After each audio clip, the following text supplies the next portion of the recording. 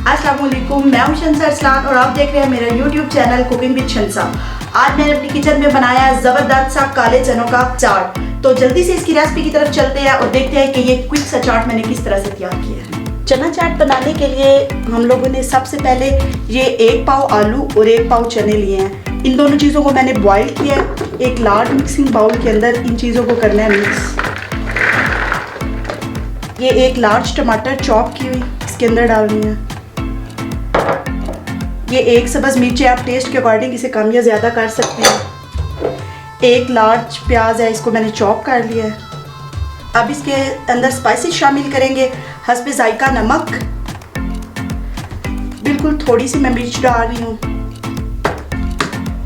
और 1/2 table spoon इसके अंदर जाएगा चाट मसाला। और ये है इमली सॉस, आप किसी भी कंपनी का यूज़ कर सकते हैं टेस्ट के अकॉर्डिंग। और साथ ही ये 1 लेमन का रस इसके अंदर जाएगा। अब इन तमाम चीज़ों को अच्छी तरह से मिक्स कर लेंगे।